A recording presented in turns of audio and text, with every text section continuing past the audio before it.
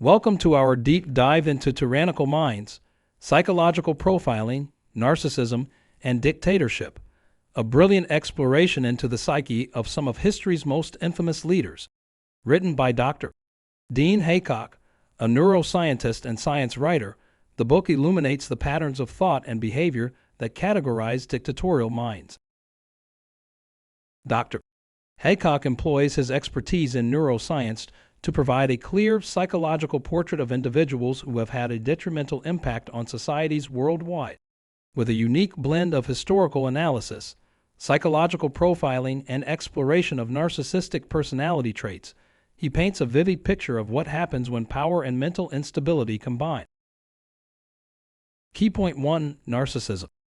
Narcissism is a recurrent theme in this work. Haycock explains that narcissistic leaders are characterized by an inflated sense of self-importance, a deep need for excessive attention and admiration, and a lack of empathy for others. Their grandiosity and sense of entitlement often propel them to pursue positions of power. Haycock meticulously examines the connections between narcissistic traits and the likelihood of becoming a tyrant. The author further suggests that such leaders are not entirely self-made. Societal structures and conditions often play significant roles in enabling these individuals to rise to power. This is because societies undergoing crises or in need of drastic change can be vulnerable to the charms of narcissistic leaders who promise grand visions of the future. Key point 2: Manipulation. Manipulation, according to Haycock, is a tool frequently used by dictators to control those around them. This goes beyond simple persuasion. It involves exploiting others to serve one's interests, usually through deceit, coercion, or the misuse of authority. In the book, Haycock discusses in detail how dictators have employed manipulation to silence opposition, indoctrinate the public, and maintain their grip on power. The book provides numerous historical examples to illustrate these tactics. From propaganda campaigns to the cultivation of a cult of personality, dictators manipulate the social and political environment to establish and maintain their reign. Understanding these methods, Haycock posits, is a key step in countering the rise of similar tyrannical leaders in the future. Key point 3: Lack of empathy. Haycock argues that a striking feature of dictatorial minds is their lack of empathy.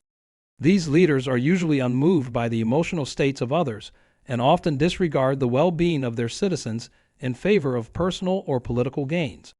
This lack of empathy enables them to make decisions that harm large groups of people without experiencing remorse or guilt. The author delves into how these leaders justify their actions through dehumanization, moral disengagement, and by convincing themselves that their brutal actions are for a greater good. Key point 4: Paranoia. In the book, paranoia is presented as a common trait among dictators. These individuals often exhibit excessive mistrust and suspicion towards others, which can lead to isolation, extreme decision-making, and even violence. The constant fear of betrayal or overthrow can turn their rule into a reign of terror, where dissent is brutally suppressed and loyalty is demanded. Haycock demonstrates how paranoia, when combined with power, can be extremely destructive. The dictators often project their fears onto their citizens, leading to mass surveillance, purges, and repressive policies. Key point 5: Charisma. Charisma, Haycock asserts, is a critical element that often propels narcissistic individuals to positions of power. These leaders possess an innate ability to connect with people on an emotional level, persuade, and influence. They are often eloquent speakers who use their charisma to inspire devotion, often turning the masses into ardent followers. The author reminds us that charisma in itself is not a negative trait. It becomes a problem when it is used to mask damaging intentions, sway public opinion, and manipulate followers into conforming to harmful ideologies or committing harmful actions.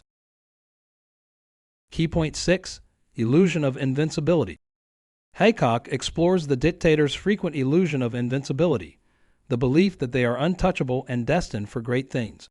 This delusion often convinces them that they can act without consequences, which can lead to reckless and destructive behavior. This illusion often leads dictators to take extreme risks, believing that they are immune to failure. It can also make them resistant to advice, as they believe their judgment to be superior. Such a mindset can have devastating consequences, not just for the leaders themselves, but also for the people and the nations they rule. Key point 7. Propaganda. Propaganda is another tool extensively used by dictators, as per Haycock's research. It is a systematic attempt to shape perceptions, manipulate cognition, and direct behavior to achieve a response that furthers their desired intent. Dictators employ propaganda to maintain control, influence public opinion, and justify their actions. Through historical examples, Haycock shows how dictators have used propaganda to deify themselves, demonize their enemies, and manipulate the truth. He emphasizes the role of propaganda in creating a cult of personality around the leader, fostering an environment where questioning the leader or the regime becomes unthinkable. Key point 8. Fear tactics. Fear, as the book elucidates, is a potent weapon in the hands of dictators. They instill fear in the minds of the public as a way to control and manipulate them. This fear can take various forms, such as the fear of chaos without the leader, the fear of entity states, or the fear of the leader himself. Haycock shows how dictators utilize fear tactics to suppress dissent and maintain control. The state of constant fear also discourages the populace from challenging the regime, further cementing the dictator's power and control. Key point 9. Power consolidation. Power consolidation is an integral part of a dictator's playbook. Once in power, dictators work to centralize authority, often eliminating potential threats and weakening institutions that could challenge their authority. They typically alter the Constitution, manipulate electoral systems, and control the judiciary and the media to consolidate their power.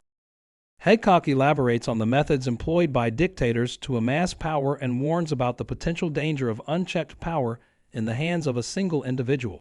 The book encourages us to value and protect the systems and institutions that distribute power and hold leaders accountable.